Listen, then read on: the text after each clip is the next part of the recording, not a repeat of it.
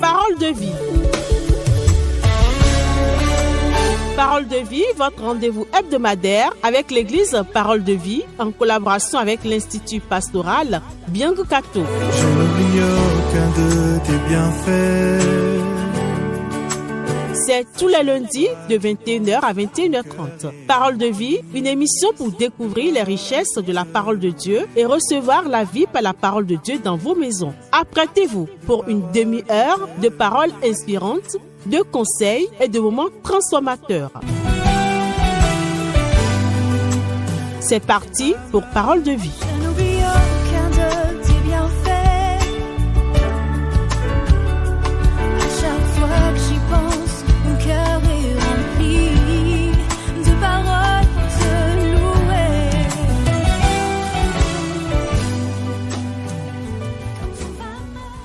Chers amis auditeurs et auditrices de Radio Maranatha, Jésus revient, je vous salue. C'est toujours pour moi une grande joie de vous retrouver le lundi, fidèle à ce rendez-vous avec le Seigneur, notre Dieu. Dieu s'intéresse à toi, amis auditeurs et auditrices, mon frère, ma sœur. Dieu s'intéresse à toi si tu fais partie des personnes qui se demandent si Dieu ne les a pas oubliés. Dieu s'intéresse à toi si tu as l'impression que ta situation échappe à l'Éternel, comme si Dieu avait oublié les prières que tu lui as adressées. Oui, Dieu s'intéresse à toi si tu as l'impression que ta prière a été classée, comme si le secours de Dieu est en retard dans ta vie. Ce soir, nous parlerons de l'intérêt que Dieu a pour toi, à toi qui es confronté à cette situation. Et Dieu veut te montrer à travers ce que nous allons partager ce soir, comment surmonter cette épreuve. Dieu s'intéresse à toi et veut te relever le moral. Dieu veut te montrer qu'il tient parole, qu'il n'est pas un homme pour mentir, que ce qu'il dit, il le fait. Tu as peur de ne pas recevoir le secours de Dieu? Alors cette émission est pour toi, parce que Dieu te parle ce soir. Et le message que Dieu veut t'adresser est le message qu'il a adressé au personnage central que nous allons voir dans notre étude de ce soir. Le message que Dieu a adressé à cette personne, c'était « Ne crains pas, crois seulement ». Alors Dieu te dit ce soir, parce qu'il s'intéresse à toi, « Ne crains pas, crois seulement ». Prions. Seigneur, parfois nous avons l'impression que ton secours n'est pas immédiat, n'est pas assez rapide à nos yeux. L'auditeur, l'auditrice a parfois l'impression, peut-être encore ce soir, que tu ne t'intéresses pas à sa situation. C'est pour eux que je prie. Pour toute personne qui a une telle pensée. Je prie, oh Dieu, parce que tu t'intéresses à cette personne-là, que tu lui ouvres les yeux, que tu lui ouvres l'entendement, que tu lui ouvres la compréhension, que tu lui montres que tu te préoccupes de son sort. Je prie, Seigneur, au nom puissant de Jésus, ton Fils, afin que le découragement cède à la foi, que la peur du lendemain cède au courage et à la motivation. Je prie que le découragement fasse la place à l'espérance. Oui, Dieu, tu as promis que tu es près de ceux-là qui ont l'esprit abattu. Et c'est la raison pour laquelle ce soir je prie, afin que toutes ces personnes-là qui se sentent délaissées, qui se sentent abandonnées, qui ont l'impression que tu ne te préoccupes plus de leur sort, entoure-les de tes bras d'amour, au nom de Jésus. Amen. Amis auditeurs et auditrices, bienvenue dans l'émission Parole de vie de ce soir. L'émission conduite par l'église Parole de vie. À ce micro, je suis le pasteur Anafi. Je dirige l'église à Calavi. Dieu a promis dans sa parole et il le dit et il le respecte. Je ne te délaisserai pas, je ne t'abandonnerai pas. Mais parfois, c'est le contraire que nous semblons vivre. Mais pourtant, Dieu s'intéresse à toi et il s'intéresse à ta situation.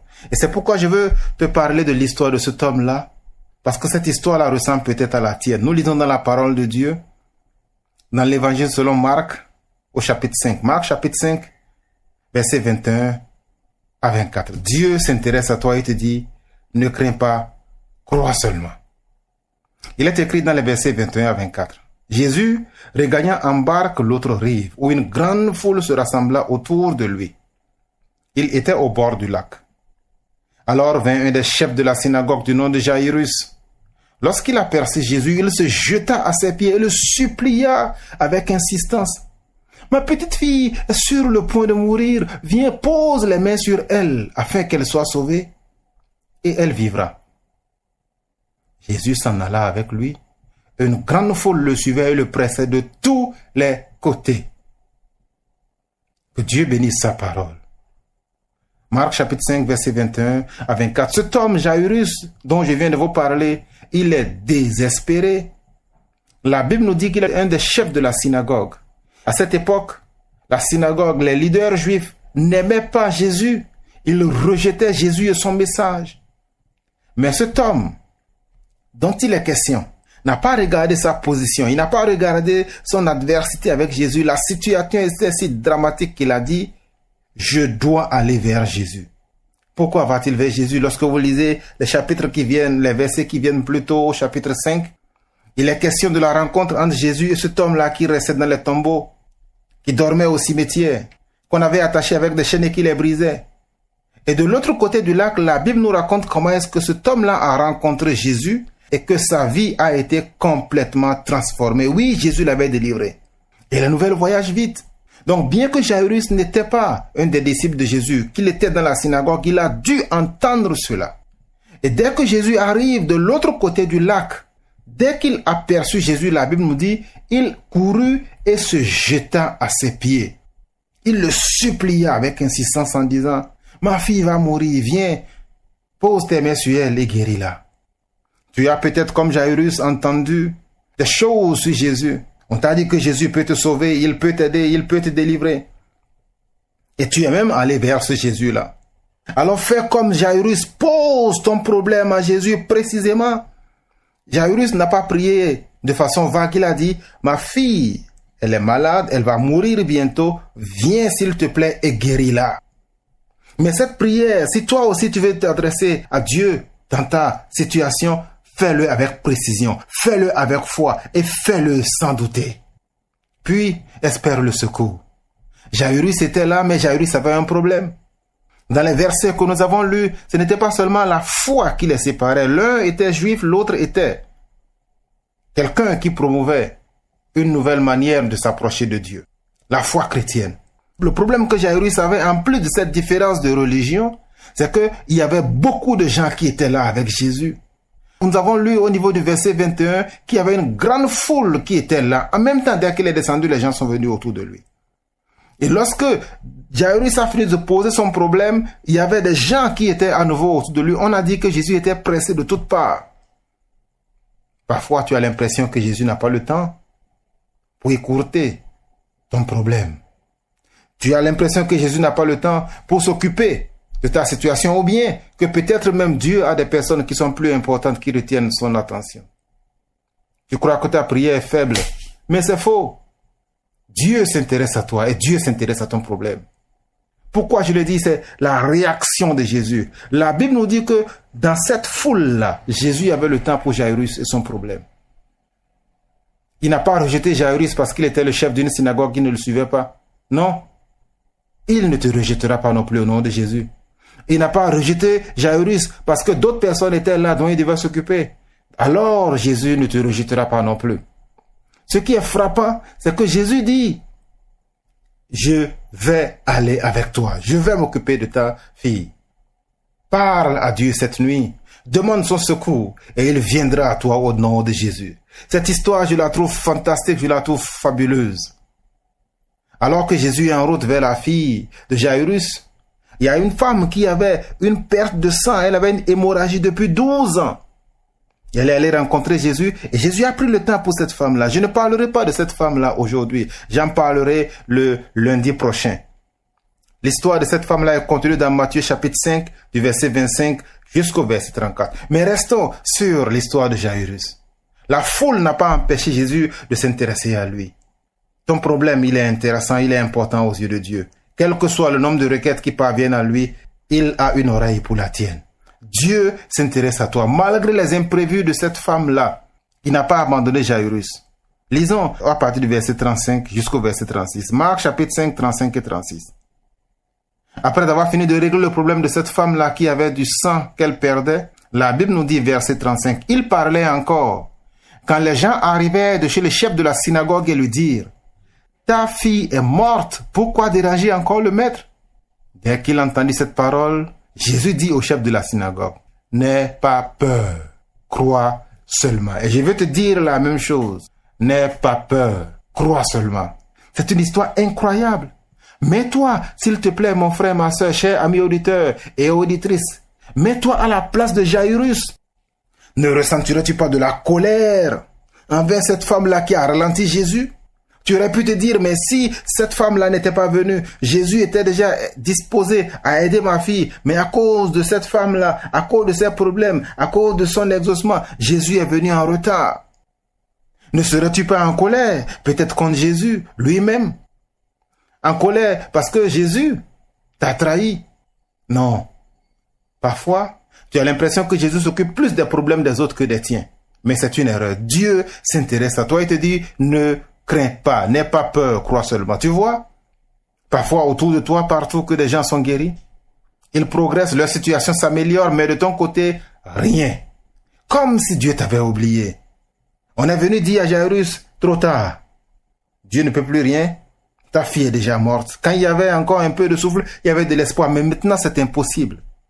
Jairus a été abattu par cette nouvelle. Mais regardez la réaction de Dieu. Jésus lui a relevé le moral. Jésus a entendu le message que les gens sont venus lui apporter et Jésus lui a dit, n'aie pas peur. Crois seulement. Oui, toi qui m'entends ce soir, je veux te dire, n'aie pas peur. Crois seulement parce que le secours de Dieu n'est jamais en retard. Nous connaissons tous ce chant.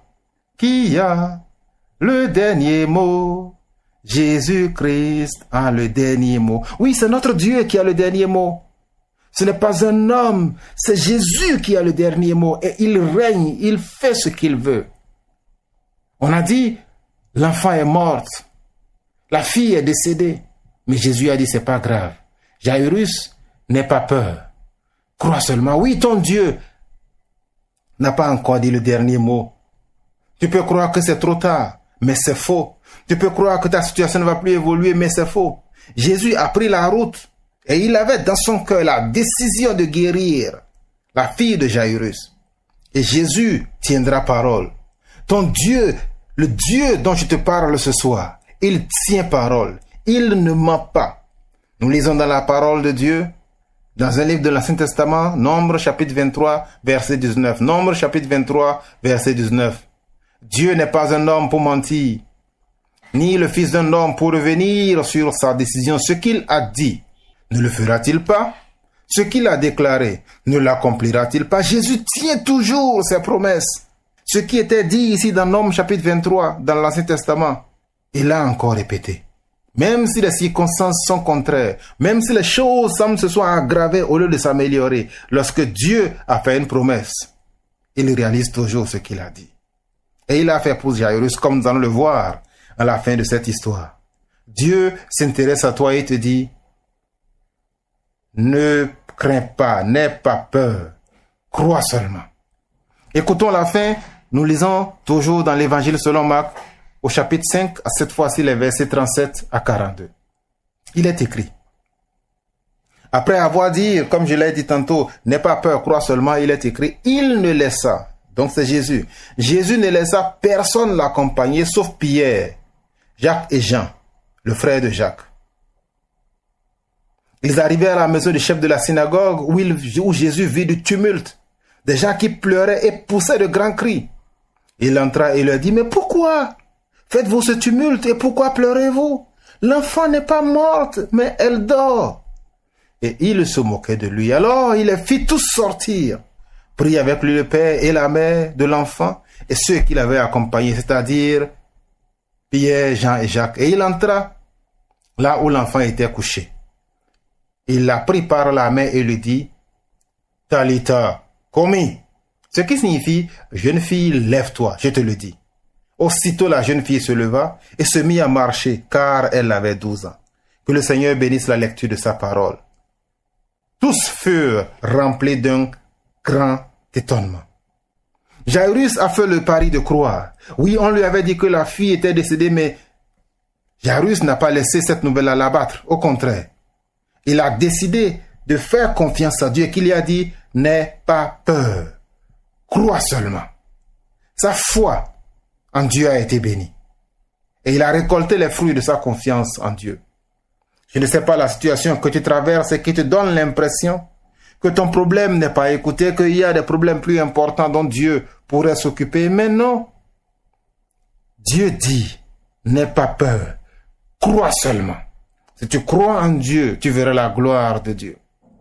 Ce qui est intéressant dans cette histoire, c'est de voir comment est-ce que Jésus a opéré. Il a commencé par renvoyer les personnes qui doutaient. Dès que les gens ont apporté la nouvelle pour dire pourquoi encore déranger le maître, la fille est morte, la Bible nous dit au verset 37, Jésus les renvoya tous, il ne permit à personne de l'accompagner. Il a pris seulement 3, Jean, Jacques et Pierre. Tous ceux qui doutaient, tous ceux qui ne croyaient pas, il les a renvoyés. Tous ceux qui ne sont pas dans la logique de la foi, Jésus les a écartés. Ceux qui se moquaient lorsque Jésus est venu dans la maison et qu'il a vu des gens qui étaient en train de pleurer pour les encourager, il leur a dit, elle n'est pas morte, elle va se réveiller, elle ne fait que dormir. Ils ont douté. Et c'est la raison pour laquelle Jésus les a tous renvoyés. Il s'est entouré uniquement des personnes qui avaient la foi. Les personnes qui croyaient qu'il était capable de le faire.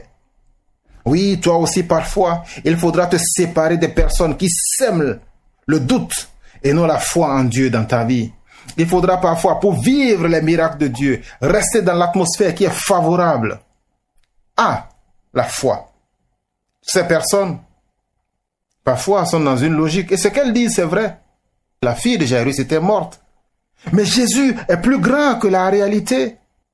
Le miracle, c'est l'intervention de Dieu en dehors de toutes les lois de la nature, en dehors de toute la logique humaine. Mon frère, ma soeur, toi qui m'entends, ami auditeur et auditrice, si Dieu t'a fait une promesse, alors marche par la foi. Ne regarde pas par les yeux, ne regarde pas par ton expérience, ne regarde pas là seulement les réalités. Lorsque Dieu a dit une chose, ne marche plus par la vue, mais marche par la foi. Jésus, lorsque Jairus lui a posé son problème, il a dit, j'irai et je la guérirai. Dieu tient promesse. Lorsque Dieu t'a dit une chose, marche par la foi. Même si les circonstances sont contraires, marche par la foi. N'aie pas peur, crois seulement. Jésus a honoré la foi de Jairus. Mais regardons encore un peu ce Jairus-là. Il n'était pas disciple de Jésus, comme je l'ai dit. Mais il a laissé toutes ses considérations de côté pour demander le secours à Dieu. Et toi, laisseras-tu tes considérations pour demander à Dieu de te venir en aide? Si tu le fais, le Seigneur t'entendra. J'ignore les difficultés par lesquelles tu passes, ni les circonstances qui font que le vent est peut-être contraire. Mais je peux te dire avec certitude que Dieu s'intéresse à ta situation. N'aie pas peur, crois seulement. Jairus a eu la difficulté que cette femme-là n'a pas voulu laisser l'occasion. Elle a ralenti Jésus. La situation s'est empirée. Vous savez, Jairus, Dieu lui a donné une bonification. Il espérait une guérison, mais il a eu droit à une résurrection. Parfois, lorsque le secours de Dieu tarde, c'est parce que la solution que Dieu veut te donner, elle est encore meilleure que celle-là que tu espérais. Alors, n'aie pas peur. Crois seulement. J'aimerais prier pour toi.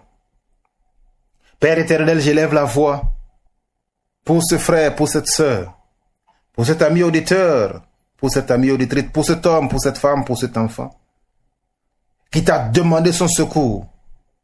Mais à ses yeux, ton secours est lent. Ton secours lui paraît être venu en retard, ou bien peut-être même ne vient du tout pas. Et cet homme, cet enfant, cette femme, ils sont découragés. Ils ne croient plus en ton secours. Ils croient que la situation est devenue impossible. Mais je leur dis ce soir en ton nom que tu n'as pas encore dit ton dernier mot. C'est pourquoi je prie pour lui, je prie pour elle, au nom puissant de Jésus. Ainsi que tu as consolé Jairus du milieu de la foule, tu t'es intéressé à sa situation. Seigneur, intéresse-toi à la situation de cet homme, de cette femme, de cet enfant au nom de Jésus. Lorsqu'on est venu annoncer la mauvaise nouvelle à Jairus, tu l'as consolé encore. Seigneur, que ta parole de consolation touche quelqu'un ce soir dans le nom puissant de Jésus. Ta parole l'a promis que celui qui met sa confiance en toi ne sera jamais couvert de honte. Oh Dieu, je prie afin que tu changes sa situation et que tu enlèves sa honte au nom de Jésus. Ces gens qui voient que leur horizon s'assombrit, qui voient que leur situation ne progresse pas, qui voient autour de comment est-ce que tu agis dans la vie d'autres personnes et qui se demandent à quand mon tour. Seigneur, que ce jour soit son tour au nom de Jésus. Élève, Seigneur, ton nom, que ta bannière sur eux soit exaucement, grâce et paix au nom puissant de Jésus. Je prie aussi pour tous ceux-là qui sont sur le point d'abandonner. Seigneur, donne-leur l'encouragement au nom puissant de Jésus. Que leur miracle s'accomplisse promptement, Seigneur. Je sais que tu le peux, je sais que tu vas le dire. Et tu diras seulement un seul mot et les situations seront changées. Seigneur, je prie afin que tu enlèves la honte et que tu changes le désespoir en espérance.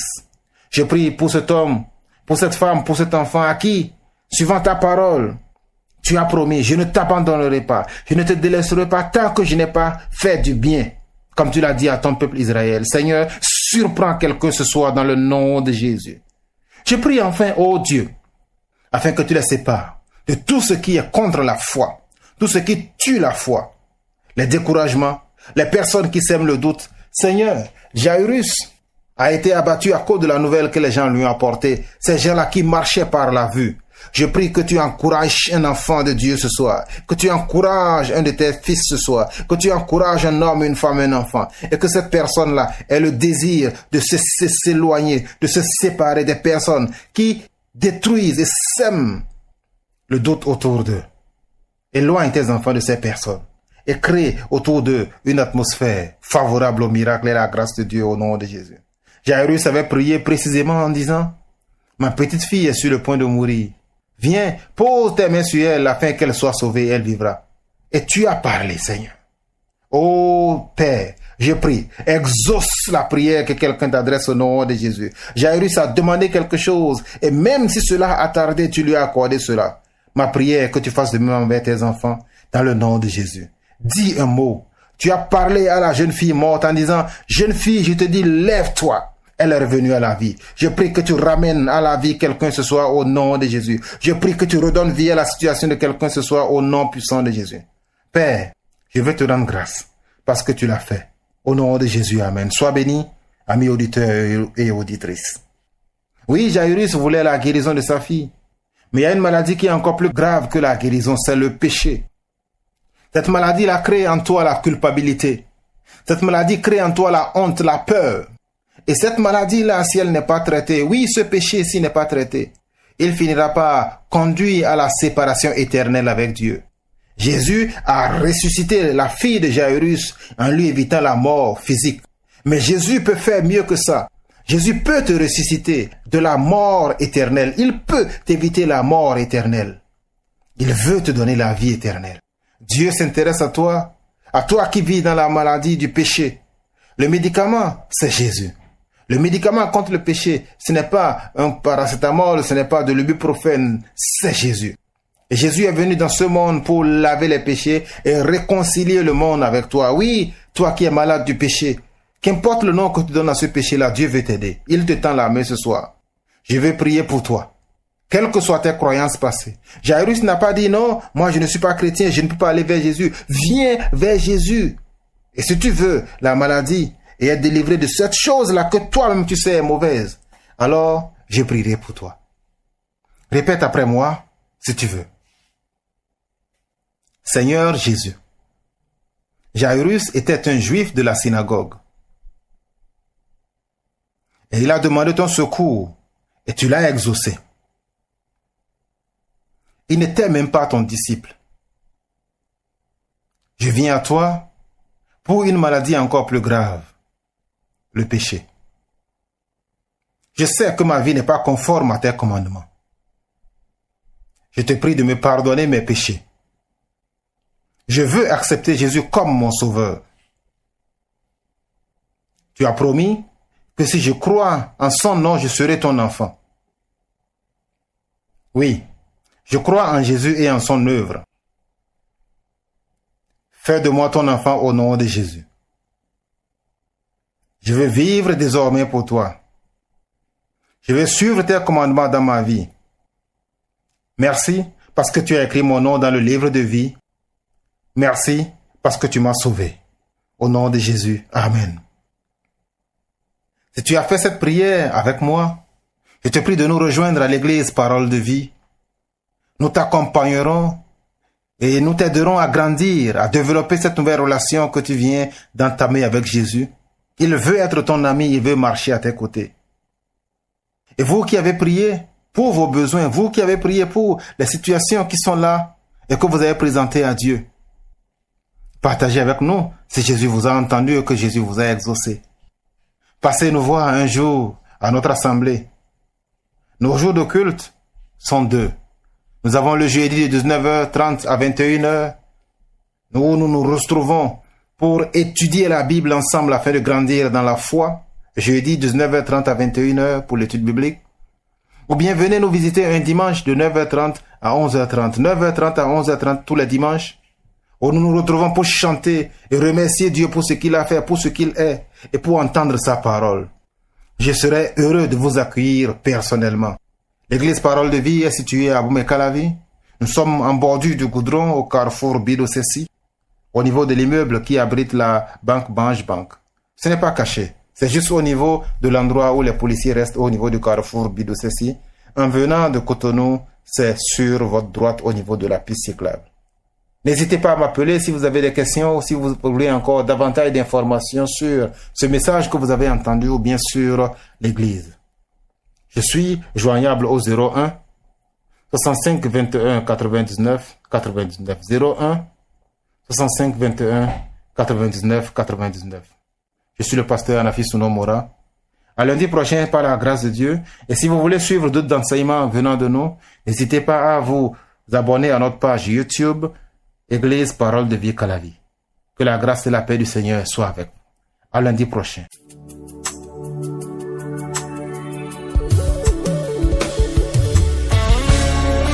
C'est ainsi que se termine votre émission Parole de Vie. Merci de nous avoir écoutés. Nous espérons que vous avez été édifiés et inspirés. Rendez-vous lundi prochain à la même heure sur votre radio, Radio Maranatha, la 103.1 FM. Pour toute question ou pour plus d'informations, appelez-nous au +229 65 21 99 99 ou +229 94 57 85 85. De paroles pour te louer. L'église Parole de Vie et l'Institut pastoral Biang Kato sont situés à Aboumey-Calavi, carrefour Bido-Cessi, premier étage, immeuble EUG Bénin, avant le supermarché Azima. Que la paix et la bénédiction de notre Seigneur Jésus-Christ soient avec vous. À lundi prochain.